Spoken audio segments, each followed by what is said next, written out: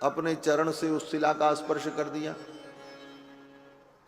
रघुनाथ जी सोचने लगे गुरु जी की आज्ञा का उल्लंघन करेंगे तब भी अपराध, और इस ब्राह्मणी को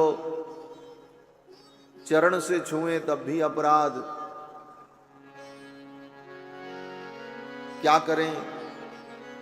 तो गुरुदेव की आज्ञा का उल्लंघन न हो इसलिए गुरु जी की आज्ञा मान करके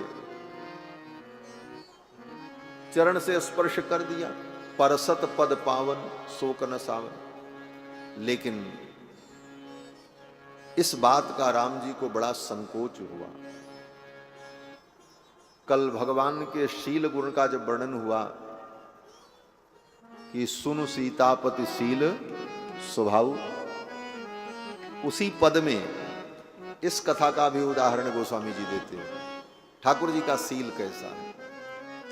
शिला साप संताप विगत भई, शिला साप संताप विगत भई, परिसत पावन पाओ, परिसत पावन पाओ। दई सुगति सो नहीं हरस हिय, दई सुगति सो नहीं हरस हिय, चरण छुए को पछताओ, चरण छुए को पछताओ। सुन सीतापति शील स्वभाव, सुन सीतापति शील स्वभाव, सुन सीतापति शील। दई सुगति न हेरि हरस हिय। अहिल्या को सुंदर गति भगवान ने दी, इस बात की प्रसन्नता राम जी को नहीं हुई, अपितु संकोच इस बात का हुआ कि चरण छुए को पछताओ। पश्चाताप इस बात का हुआ कि हमने एक ऋषि पत्नी को अपने चरण से छुआ। ये सील है ठाकुर जी का, ये संकोच है। राम जी से सील गुण को सीखना चाहिए। आश्रम की मर्यादा, वर्ण की मर्यादा, धर्म की मर्यादा। आज तो व्यक्ति सोचता है कि इनको कैसे हम अपना चरणामृत पिला दें। महाराज राम जी से मर्यादा सीखे। क्षत्रिय हैं तो एक ब्राह्मणी को चरण से छू दिया, इसका जीवन भर पश्चाताप होता रहा। राम जी चरण छुए को पछताओ, पश्चाताप हुआ। और आज बोले आज हम संत बन गए, महात्मा बन गए, तो किसी भी विप्र को, ब्राह्मण को, श्रेष्ठ को हम महात्मा इसलिए अपना चरण धो करके पिलाएं, अपना जूठा खिला दें। बोले इन मर्यादाओं का पालन करना चाहिए। मर्यादाएं रहेंगी तभी सिद्धांत सुरक्षित रहेगा, और सिद्धांत रहेगा तभी जीवों का कल्याण होगा। इसलिए भक्ति के नाम पर, श्रद्धा के नाम पर शास्त्र के सिद्धांत की अवहेलना कभी नहीं करनी चाहिए। भगवान को पश्चाताप हुआ, और फिर अब वो पश्चाताप कैसे दूर हो। तो पश्चाताप हो तो पश्चाताप दूर करने का यही उपाय है, कथा सुनो, किसी तीर्थ में जाकर के स्नान करो, दान करो, महात्माओं का दर्शन करो तो मन को शांति मिले, पश्चाताप दूर हो, यही उपाय है। तो अहिल्या का उद्धार करने के बाद राम जी कहाँ चले। बोले अहिल्या का उद्धार करने के पहले जब राम जी चले तो बड़े प्रसन्न थे। धनुष यज्ञ सुनि रघुकुल नाथा, हर्षि चले मुनिवर के साथा। हर्षित होकर के चले। लेकिन अहिल्या का जब उद्धार किया, उद्धार तो किया लेकिन हर्ष नहीं हुआ, संकोच आ गया, पश्चाताप आ गया। इसलिए राम जी वहां से कहां चले। बोले गंगा जी की ओर चल पड़े। अब चलें गंगा नहाएं। ऋषियों का दर्शन करें, कुछ दान पुण्य करें, तब मन को शांति मिले। इसलिए राम जी अहिल्या का उद्धार करने के बाद कहाँ जाते हैं? चले राम लक्ष्मण मुनि संगा, गए जहाँ जग पावनी गंगा। चले राम लक्ष्मण मुनि संगा, गए जहाँ जग पावनी गंगा। गए जहाँ जग पावनी गंगा, गए जहाँ जग पावनी गंगा।